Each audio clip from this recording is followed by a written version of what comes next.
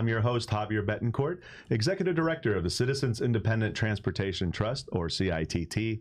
We're the quasi-independent agency of Miami-Dade County charged with overseeing your half-penny sales tax for transportation. So as you know, we have folks from all walks of life here on the program to talk about mobility and the intersection of transportation with a host of all other issues. And we, of course, love speaking to elected officials who are at the kind of in the trenches on these issues and funding them and setting policy.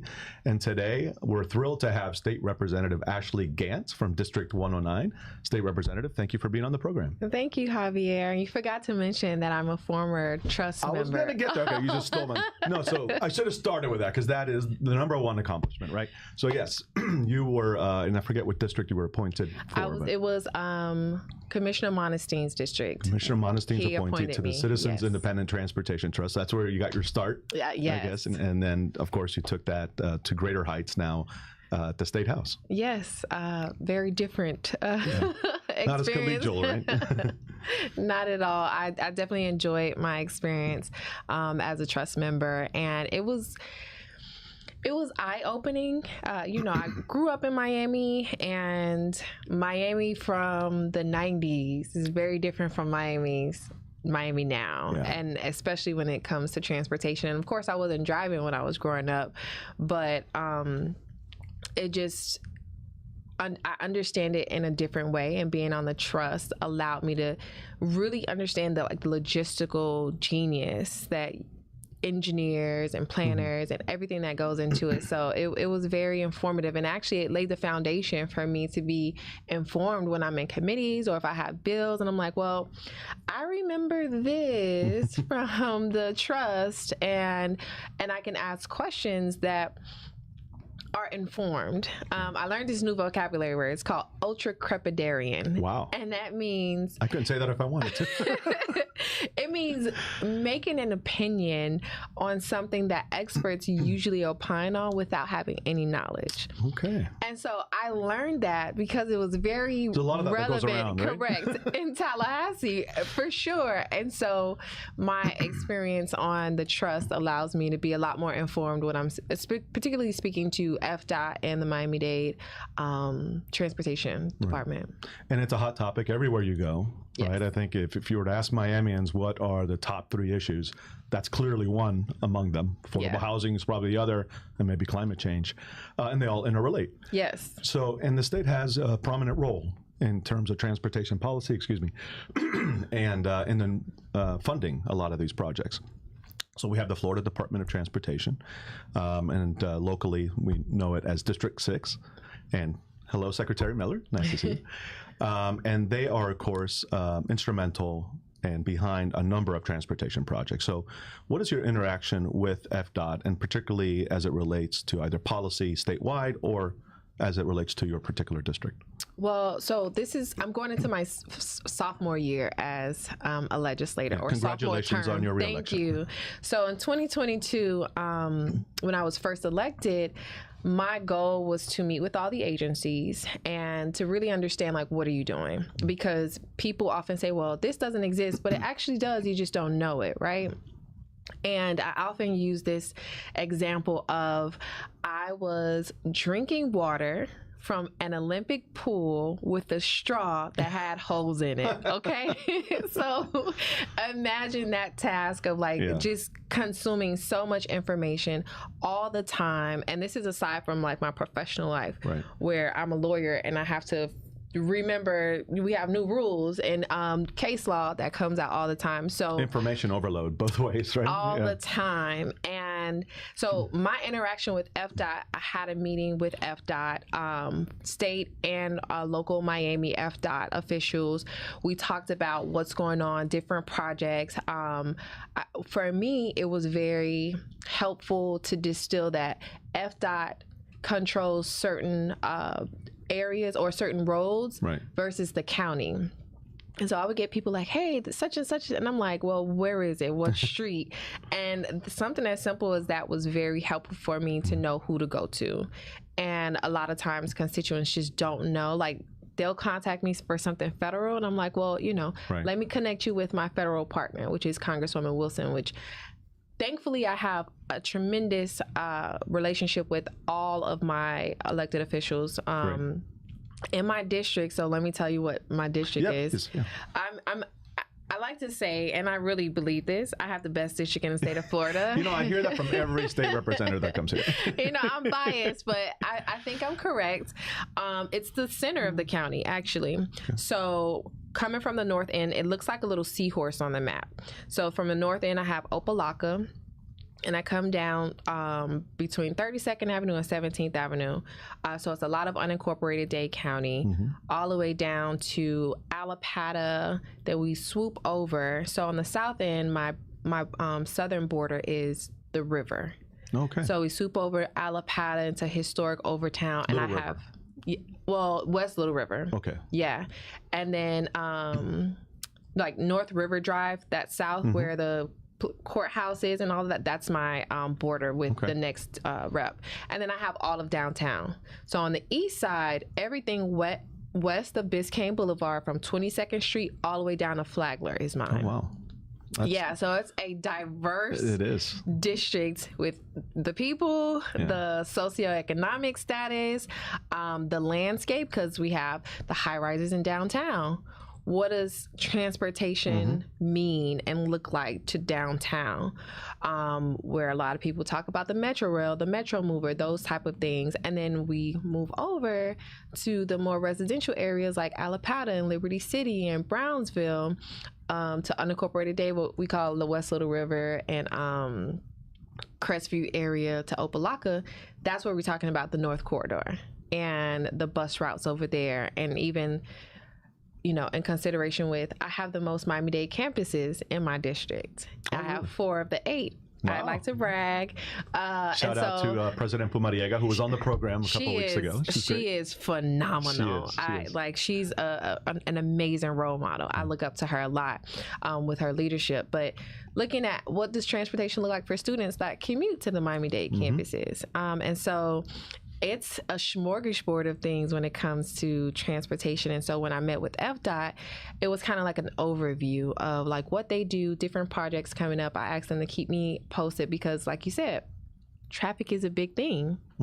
And so when there are different projects, I'm like, send me the notices so that I can at least send it out and people know, like maybe I have to reroute myself because construction is happening. So that was my first 2 years. These next 2 years, I have a lot more foundational information and understanding. So I'll be digging my heels in a lot more, especially about the North Corridor and what's going on with that. Which runs right through your district. Yeah. Yes.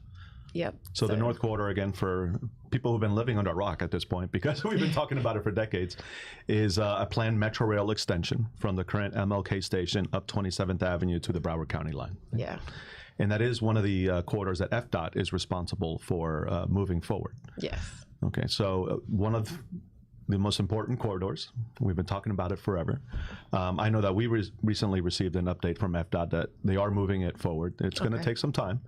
And it's going to require, a great deal of funding that isn't necessarily already in hand. Yes. Do you think that the state is going to be prepared to play a role in helping to fund that project? I mean, if FDOT is pushing the project, you would think that they're committed to it, right? Well, I really hope so, because when we talk about looking at, so I'm going to say I hope so, right? And that's me being very optimistic about the next X amount of years and looking at how is it going to be funded, the plans that are in place for projected building and so on and so forth. I'm not sure what that is right now.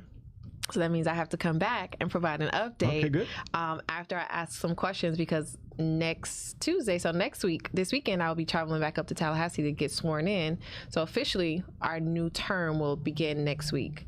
And so just understanding like what is FDOT's plans going forward with the North Corridor, because it's been a lot of years of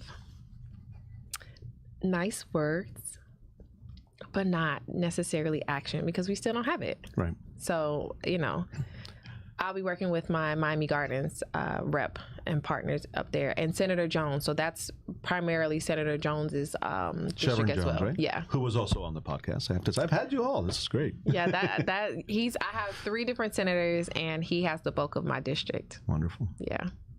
And so, I'm hopeful as well. I mean, I certainly seem to get the sense that at least our local district is committed to the project. What happens at the state level and in Tallahassee is a little more foreign. But I do get the sense that at the state level, that certainly the state is more auto-oriented and that they don't always understand our needs here in Miami-Dade are different and that are more transit-oriented. And that oftentimes we have to play defense up in Tallahassee to keep them from taking money for transit and putting it towards roadway. Yeah. Do you, and there was, I think, a recent battle over that particular issue. Oh, do you yeah. foresee that coming back, where they're going to keep attempting to take those transit dollars and putting it into I hope not. roadway? So the road issue, I was vehemently against it. I do believe in the home rule, and because Florida is so diverse, from the Panhandle to the Keys, you have just completely different communities. Right. Some of my North Florida colleagues, it'll take an hour for them to drive from one end to the next of their district because they're in rural Florida and the county. And that's without traffic. It's just large. It's just large, right? Here, an hour will take us 3 blocks. Right. And, for me, I'm like, okay, it might take me like an hour to get from downtown Right. to Opelika, and that's because of traffic. And so I think the biggest part is educating my colleagues. Fortunately, we have a speaker from Miami-Dade County, Speaker Designate Perez. So I'm very hopeful that he'll advocate, especially because like the North Corridor can alleviate a lot of congestion on the roads, and it'll just make it an easier commute. I have friends that have taken 95 Express that live in Broward to downtown and they work at the courthouses. That's such a relief, to have that easy access transportation, and it takes out the one, road rage, okay? Right. Because road rage is real. I think we perfected it here. Absolutely. I have to listen to audiobooks now so I can contain my road rage. But the North Corridor will allow working families to come to the city. When you look at Miami Gardens, when you look at Opelika, the Westview area, Little River, you have a lot of professionals that if they don't work in downtown, they might work down south, or they might work in Broward. But the fact of the matter is having that ability for them to get on public transportation, have less people on the roads in such a tremendous area. And it also, during games, that North Corridor, it's And that stadium nuts. is year round now, right? It's more than just football. It's got the tennis tournament. It's got F1. It's a series of concerts. I mean, it's become a 365 destination. Yeah. And so that allows for fans to also use public transportation, which is a benefit to the county. I'm hopeful. Okay. We'll see. And I will definitely get an update and bring that back. So I'll advocate, and advocating might look different for me. It might mean that I need to be quiet. So I'll, assess how I need to advocate for the North Corridor, especially, and go from there.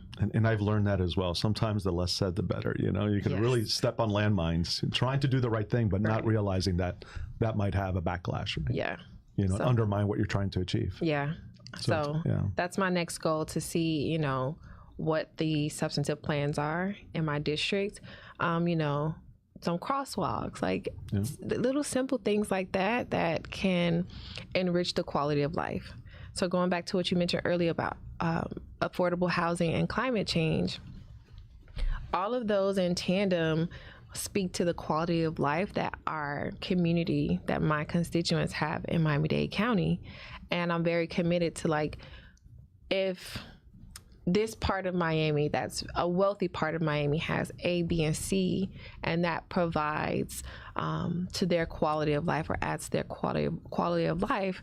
My community also deserves A, B, and C. And so the first 2 years was a lot of learning about what is missing, why is it missing, who's responsible.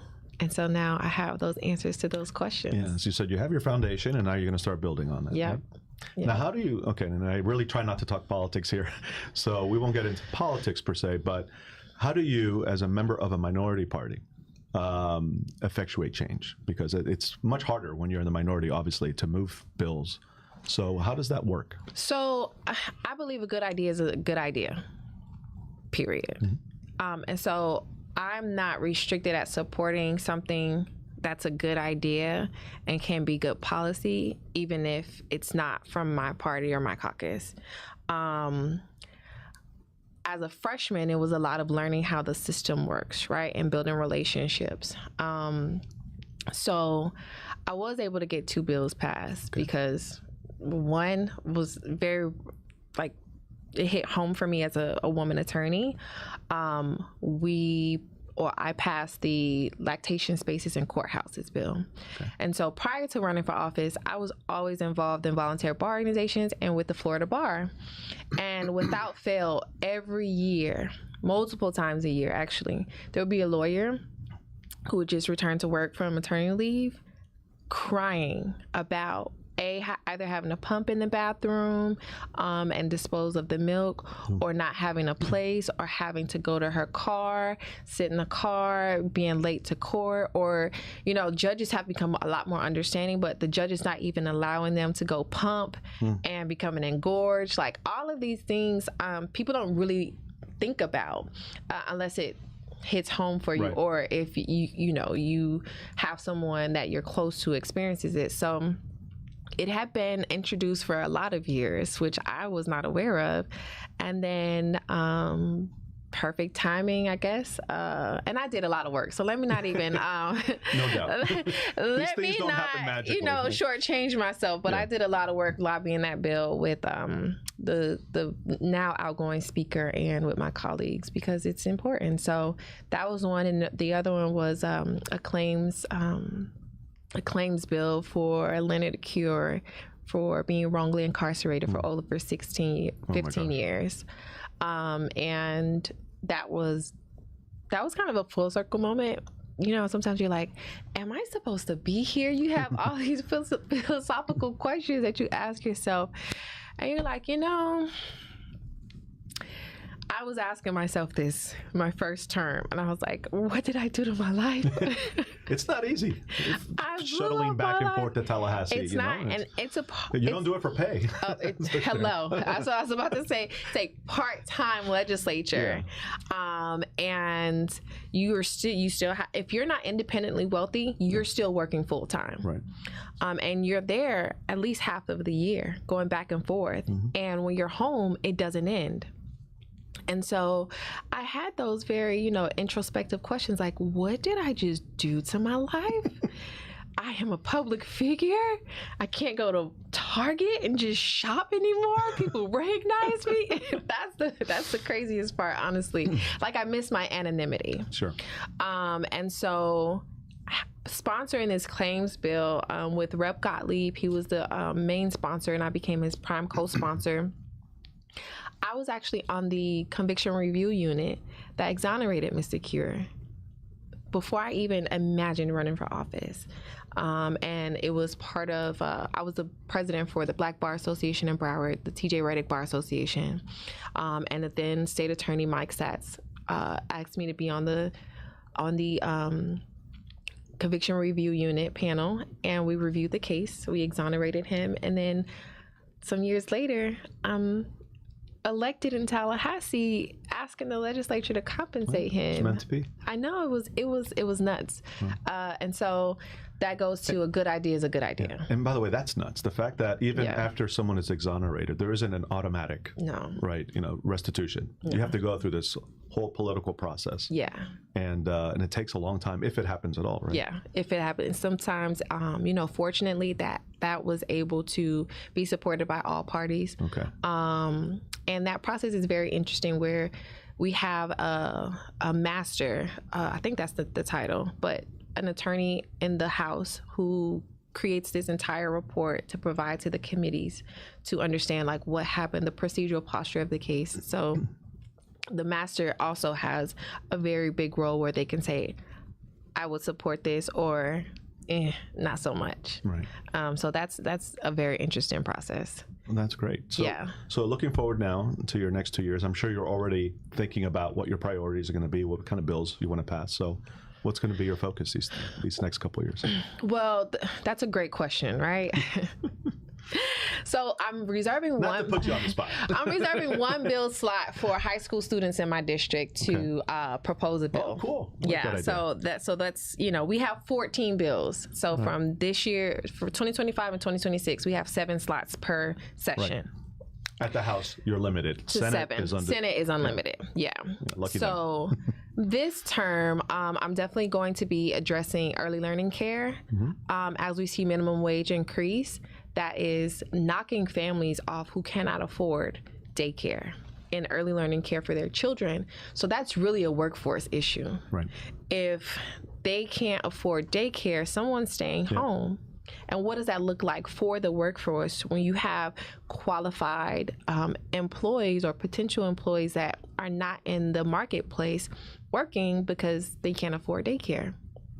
So I proposed that bill last term, so I will definitely be bringing that back because it's a workforce issue that we have to address. It's an economic issue as well. So I'm a member of the Greater Miami Chamber, and they have been pushing that issue as well. Yeah. For the reasons you mentioned, it's not just to benefit the workers; it's to benefit the employers who depend on those workers, right? So it's really an economic issue at the end of the day. Right. And as a small business owner, I understand how important it is and how flexible you have to be when you have a really great employee. Yeah. And you want to provide like competitive pay. You want to make sure that they are flexible with whatever their home life is and everything. And so that bill speaks to that. Right. Veterans. My brother is a retired Marine. Okay. My oldest brother. And thank you for your service, brother. Yes, Appreciate Anthony it. Happy Gantt, Veterans Day to Major everyone. Anthony Gantt. He was telling me about this program that they have out in Texas for veteran entrepreneurs. Okay. And so it's funny because I had my staff set a meeting up with him. So it was so funny. My staff was like emailing him and he's texting me. I'm like, just go through the process, sir. Like, so he's my oldest brother. So I'm the baby sister and the youngest of the family. So he's just like, what are you doing? But it's a veteran program where I want to make it more palatable for veterans to come to Florida and open businesses and be supported.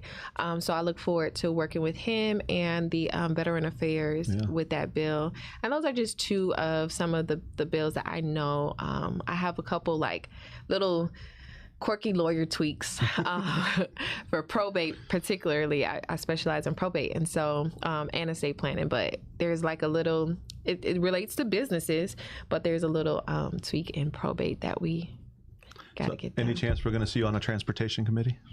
Who knows? We are actually. Put in for it. We'd love to have you there. That's a good idea. Put that CITT knowledge to work. We just got our, so Speaker Designate Perez restructured how the committees will be going forward these next 2 years. And so... I heard he's like a dramatic reduction in the number of committees. Yeah. So he's making it a lot more succinct. Okay. And so I have to see, we have our preferences. So he assigns everyone. Mm-hmm. But we have our preferences where we can say, well, I would like to be here. I would like to be here. I may or may not try to annoy him every chance I get when I see him, like, hey, please put me on this committee. But that's coming up. So after we get sworn in, we'll be submitting our preferences, and then we'll get our assignments. And we actually go back in December, the first week of December, for our first committee weeks. And then we're up there from January and February for 6 weeks, 3 weeks in January, 3 weeks in February. Yeah. And then every odd year session is from March to May. Every even year is from January to March. So yeah, I've never understood why they do that. So I think it's to give us space, because we get elected every 2 years. So it's to give us space, because the odd year. Okay, that makes sense. Yeah. And then so after we end in May, we'll have from May until probably like September. In September or maybe October, we'll start committee weeks, depending, because it's the holidays. So we have to have those 6 weeks for committee weeks between those couple months, and then we start right back in January up there. Never ends, right? No, it doesn't. Groundhog Day. So, yeah. Representative, we're out of time, but I want to leave with just one last question. So Tallahassee is very far. It's hard for people from Miami-Dade County to make their way up there, to make their case, to plead for something. So for people who might have an issue or just want to understand what's happening at the state level, how can they become engaged? Do they go through your office? What would you recommend? That's a really fantastic question, okay, Javier. Thank you for asking that. So how do they stay engaged? First, one of the high level, like very easy ways is to watch the Florida channel. Literally everything we do. Especially if you're having a hard time sleeping. Just turn it. I'm sorry. It's really fascinating. I started a book club at the library, and a lot of the Miami-Jackson Senior High School students come there. Okay. Cool. So I was telling them yesterday, I had the book club, our first one of this new school year. I was like, politics is a lot of drama. It is. And I was like, and I am the drama. And so I told them, I was like, I need you all to watch the Florida channel. So everybody can watch the Florida channel. It's thefloridachannel.com on your phone or the internet. And you can contact your representative. So if you don't know who represents you, you can do Find My Representative, Florida. Put in your address and that information pops up. For me, I am very active on social media. I'm a true millennial, and I have Gen Z staff. So they have me doing stuff. They're like, all right, Rep, do this. And I'm like, okay, Feel free to share your handles with everybody if you like. Gantt for Florida everywhere. Okay. So FOR? FOR okay. On Instagram, Facebook, and TikTok. I love my little tickety talk. And then on Twitter, it's just the number 4. Okay. But it's Gantt for Florida everywhere. And you have a district office? I do. My district office is at the Joseph Caleb Center. Okay. It's in Building C, so it's not the main building. It's off to the side, near the daycare and the auditorium. So if social media isn't your thing, go knock on the door. Oh, and my constituents know. Yeah. They are. They're there. My office is well frequented by my constituents. You're in a very convenient location, I have to say, because a lot happens there at the Caleb Center. And it's easy parking. Good. It's accessible for all abilities and everything. So contact your representative, and our emails, we get those emails. We might get hundreds at a time sometimes, which makes it very hard for us to read, but I make sure that my staff is very responsive, because that's my job. That's our job. So that's how they can stay involved, and I would encourage everyone to stay involved, because politics and what we do in Tallahassee affects every single part of your life. Right. Look, and if you're going to do your job at representing the people, it's in your title. You need to know what they want you to do, right? Yeah, for sure. State Representative, thank you so much for being here today. Thank you for your service. I know it's not all, as glorious as people seem to think it is. It's really a lot of work, as we said earlier, for very little to no pay. And thank you also for your service on the CITT many years ago. So when you're done with this job, come on back to us. We'd love to have you. It would actually be a pleasure and a lot less pressure. Thank you, Javier, and thank you to the board, to the trust for their service, to you, who from the very moment we met has been just a really great person, like a kind person, and I appreciate that. Good, I'm faking it well. It's really good. So, folks, that's all the time we have here for this segment of Mobility Matters. If you're interested in serving on the CITT, like the representative did, we do have vacancies, and if we don't have a vacancy in your district, we'll hold on to your application for when that vacancy becomes available. So please apply. You can visit us at miamidade.gov/CITT. Please, if you want to be a part of the solution and you're interested in transportation, this is one way to do it. Find us here every couple of weeks on Thursday from 9 to 10 a.m. And finally, we want to thank our partners here at Miami's Community Newspapers for hosting us in this lovely space and for producing the program.